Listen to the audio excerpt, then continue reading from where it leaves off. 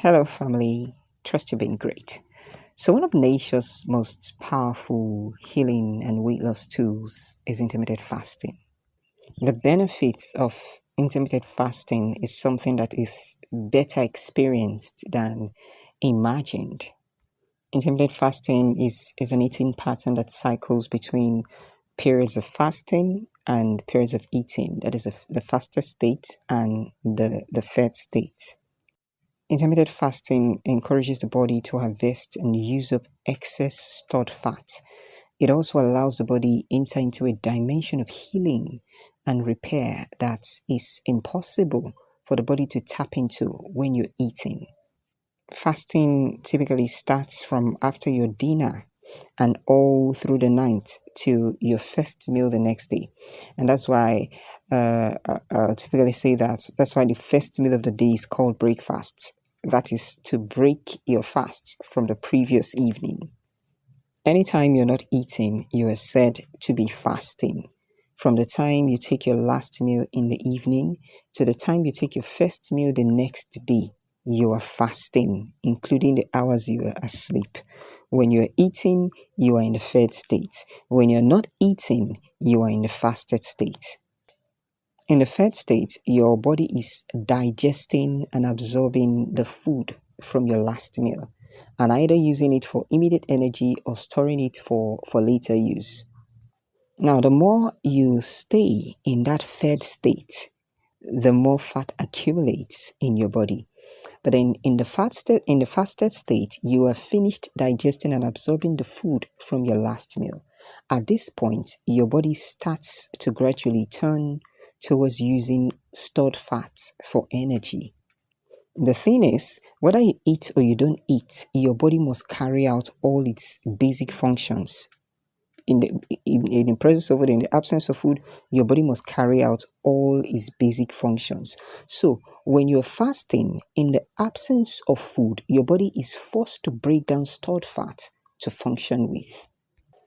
It typically takes anywhere from 8 by 4 hours after eating, your body starts to gradually enter into that faster state. But then to fully enter into the faster state typically take anywhere around 8 to 12 hours after your last meal to fully enter the faster state, where your body starts burning fat that has been inaccessible during the fed state.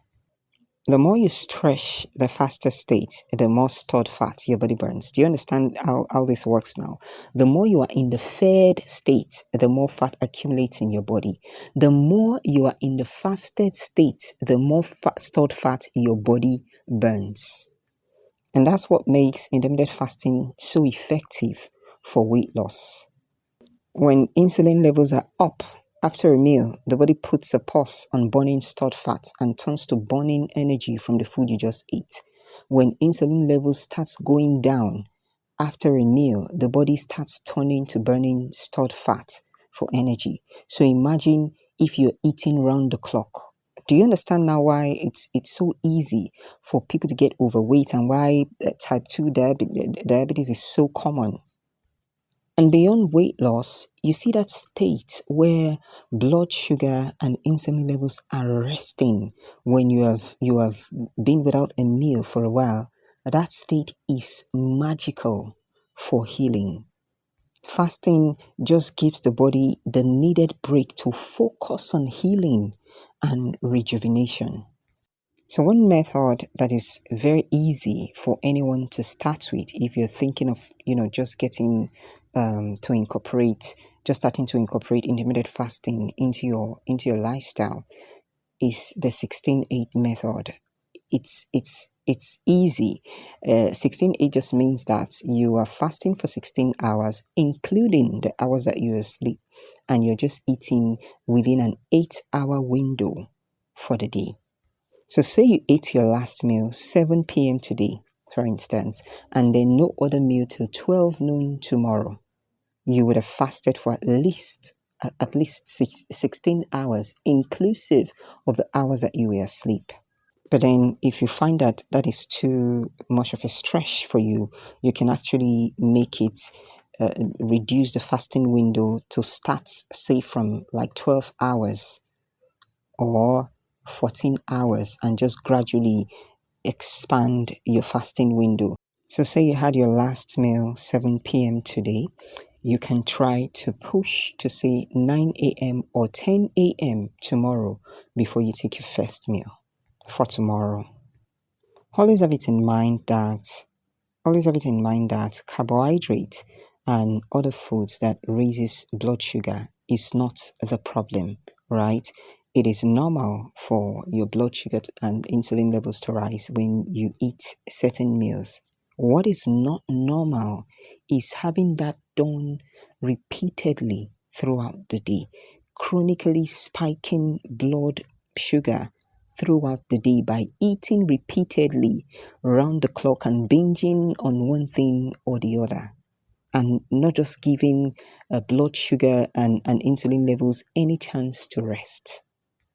Blood sugar and insulin levels going up when you eat is normal, but it is not meant to happen repeatedly throughout the day. So if you're able to focus on eating 2 to 3 meals within your eating window, say anywhere from 9 a.m. to 7 p.m. or 10 a.m. to 7 p.m. or 11 a.m. to 7 p.m. depends on how much you want to stretch your fasting window or how many hours you want to start with. If you are able to focus on doing that and just after 7 p.m. commit to not eating anything and just stay on, if you must take anything, it has to be something like water, plain teas, plain herbal teas like green tea, black tea, decaffeinated preferably so it doesn't disturb your sleep, right? Or you can even do something like chamomile tea that can promote sleep, and just focus on taking just fluid, 0 calorie fluid till like 11 a.m. or 9 a.m., 10 a.m. or 11 a.m. the next day. You'll be amazed at the remarkable difference it will make, both in helping you lose weight if your goal is to lose weight, and in helping you reverse metabolic diseases and even conditions like type 2 diabetes and of course insulin resistance. I mean, if you're able to reverse insulin resistance, you're well on your way to reversing type 2 diabetes. Talk to you soon.